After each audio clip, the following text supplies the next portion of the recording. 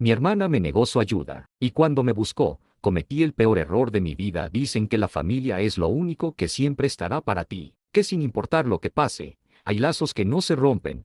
Yo también creía eso, creía que, aunque la vida se complicara, aunque tomáramos caminos distintos, siempre habría alguien que respondería cuando realmente lo necesitara. Pero hay algo que nadie te dice: no todas las familias están hechas para salvarte, algunas están hechas para dejarte caer. Y cuando entendí eso, ya no había nada que pudiera arreglarse, porque el daño ya estaba hecho, y el tiempo ya no estaba de mi lado. Crecí con mi hermana Laura en una casa donde nunca nos faltó lo esencial, pero donde el cariño siempre parecía tener condiciones. Desde pequeños, nos enseñaron que debíamos apoyarnos mutuamente, que éramos un equipo frente al mundo. Y durante muchos años, lo fuimos. Ella era mayor que yo, más decidida, más ambiciosa, siempre supo lo que quería, mientras yo iba improvisando. Aún así, nunca dudé de que, si algún día todo se derrumbaba, ella estaría ahí para sostenerme. Era mi hermana, eso debía significar algo. Con el tiempo, nuestras vidas tomaron rumbos completamente distintos. Laura logró todo lo que se propuso: un buen trabajo, estabilidad económica, una vida que, desde afuera, parecía perfecta. Yo, en cambio, tomé decisiones que no siempre salieron bien. Intenté emprender, fracasé, volví a intentar, y volví a caer. No era falta de esfuerzo, era que la vida parecía tener otros planes para mí. Aún así, nunca sentí envidia de ella, me alegraba verla triunfar, porque en el fondo seguía creyendo que éramos parte del mismo equipo. La relación entre nosotros comenzó a cambiar de forma sutil. Ya no hablábamos como antes, ya no compartíamos detalles de nuestras vidas, cada conversación se volvió superficial, como si hubiera una barrera invisible que ninguno de los dos sabía cómo romper. Pero lo que más me dolía no era la distancia, era la sensación de que, poco a poco, ella había dejado de verme como su hermano y había empezado a verme como alguien que no estaba a su nivel. El momento en que todo empezó a complicarse de verdad fue cuando perdí mi trabajo. No fue solo una pérdida económica, fue un golpe emocional. De repente, me encontré sin estabilidad, sin dirección, y con más responsabilidades de las que podía manejar. Intenté resolverlo por mi cuenta, como siempre, pero esta vez era diferente. Esta vez, necesitaba ayuda. Pasé días debatiéndome entre el orgullo y la necesidad. Nunca había sido de pedir ayuda, menos a mi hermana, con quien la relación ya no era la misma, pero la situación se volvió insostenible. Tenía deudas, compromisos, y cada día que pasaba, la presión aumentaba. Así que, finalmente, decidí hacerlo. Decidí confiar en que, a pesar de todo, ella seguiría siendo mi familia. Cuando la llamé, su voz sonaba distante, ocupada, como si estuviera haciendo algo más importante. Le expliqué mi situación, tratando de no sonar desesperado, tratando de mantener la dignidad. Por unos segundos hubo un silencio incómodo al otro lado de la línea, y luego, su respuesta. No fue agresiva, no fue cruel, pero fue fría, demasiado fría. Me dijo que no podía ayudarme, que tenía sus propios gastos, sus propias prioridades, y aunque sus palabras eran razonables, el tono con el que las dijo me dejó claro algo que no estaba diciendo directamente: yo ya no era su responsabilidad. Después de esa llamada, no fue solo el silencio lo que me golpeó, fue lo que vino después, esa sensación de vacío que se instala en el pecho cuando entiendes que no hay nadie más a quien acudir. Recuerdo quedarme mirando el teléfono durante varios minutos, como si esperara que volviera a sonar, que ella llamara de nuevo y dijera que lo había pensado mejor, que claro que iba a ayudarme, que al final seguía siendo mi hermana. Pero eso nunca pasó, y con cada minuto que pasaba, la realidad se hacía más pesada, más difícil de ignorar. Intenté seguir con mi día, fingir que nada había cambiado, pero todo se sentía distinto. Las deudas seguían ahí, las preocupaciones no desaparecían. Pero ahora había algo más, la certeza de que estaba completamente solo, y no era una soledad cualquiera. Era esa que duele más porque viene de quien nunca esperaste que te diera la espalda. Los días siguientes fueron incluso más difíciles de lo que imaginaba, no solo por la situación en la que me encontraba, sino por la ausencia total de Laura.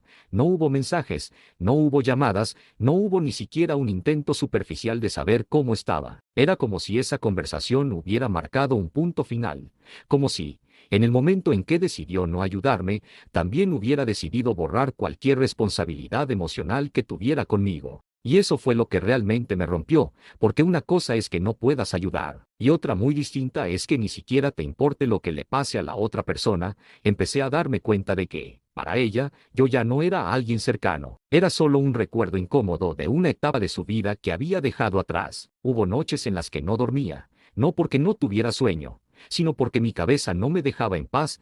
Pensaba en cada decisión que había tomado, en cada error, en cada momento en el que tal vez pude haber hecho las cosas de otra manera. Pero inevitablemente, siempre terminaba volviendo al mismo punto, esa llamada.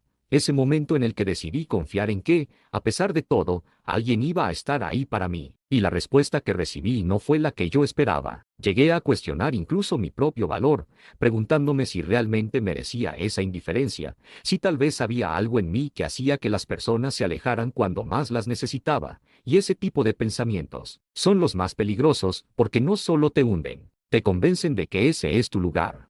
Cuando la oportunidad apareció, no lo hizo de forma espectacular ni prometedora, fue algo pequeño, casi insignificante en comparación con todo lo que estaba enfrentando. Un conocido de hace años me habló de un proyecto, algo inestable, sin garantías, con más riesgos que certezas. En otro momento de mi vida, probablemente lo habría rechazado sin pensarlo dos veces, pero en ese punto, no estaba en posición de elegir. Acepté no porque creyera que iba a cambiar mi situación, sino porque era lo único que tenía. Y, en el fondo, también porque necesitaba demostrarme que aún podía hacer algo, que no estaba completamente derrotado. Los primeros meses fueron brutales, no hay otra forma de describirlo. Trabajaba más horas de las que podía soportar, dormía menos de lo que necesitaba, y, aún así, muchas veces sentía que no era suficiente. Pero había algo diferente en esta etapa, algo que no había sentido antes. No tenía a nadie detrás diciéndome qué hacer, no tenía expectativas externas que cumplir, todo dependía únicamente de mí,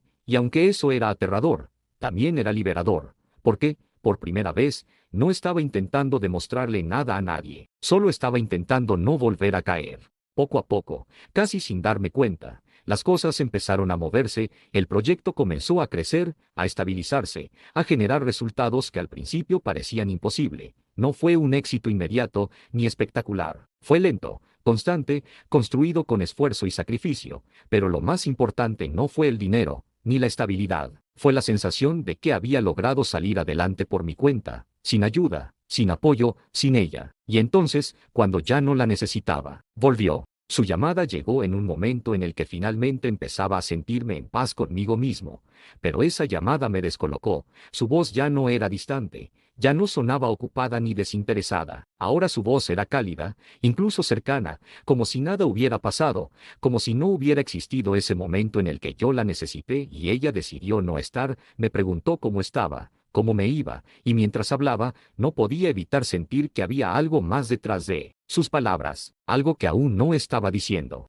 Intenté mantener la conversación en un nivel superficial, respondiendo lo justo, sin profundizar demasiado, pero había una tensión que no podía ignorar, una incomodidad que se colaba entre cada palabra, porque, aunque ella actuara con normalidad, yo no podía olvidar, no podía fingir que todo estaba bien. Y lo más inquietante era que ella parecía no darse cuenta, o peor aún, no le importaba. A medida que hablábamos, las cosas empezaron a encajar, comentarios sueltos, preguntas específicas, ese interés repentino por mi vida. Todo apuntaba a lo mismo. No había vuelto por mí, había vuelto por lo que había logrado, había escuchado que me estaba yendo bien, que había salido adelante, y de repente, yo volvía a ser relevante en su mundo. Y tuve ese tipo de llamadas por algún tiempo. El día que finalmente me pidió ayuda, no me sorprendió, pero, aún así, dolió, porque en sus palabras reconocí exactamente lo que yo había sentido meses atrás, la necesidad, la urgencia, la esperanza de que alguien respondiera.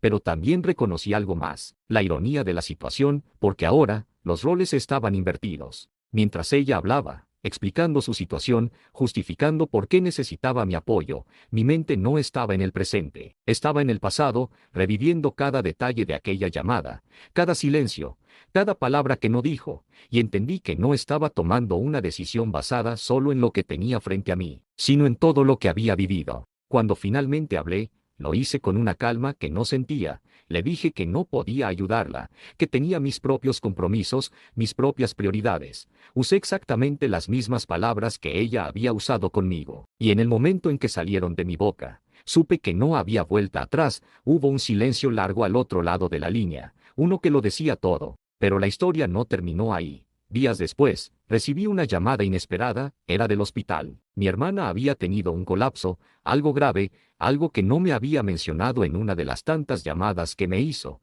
y en ese instante, todo lo que creía tener claro empezó a desmoronarse. Cuando llegué, ya no había nada que hacer, no hubo tiempo para hablar, para entender, para perdonar. Solo quedó el silencio, y una pregunta que sé que me va a acompañar siempre. ¿Y si hubiera respondido diferente? Porque al final, no importa quién tuvo la razón. Hay decisiones que simplemente llegan demasiado tarde. A veces creemos que devolver el mismo daño es justicia, pero en realidad, solo perpetúa el vacío. ¿Y tú, habrías hecho lo mismo? ¿O habrías roto el ciclo? Si te gustó esta historia, déjame tu comentario. Y no olvides darle like y suscribirte para que no te pierdas ninguna historia de este tu canal. Nos vemos en la próxima.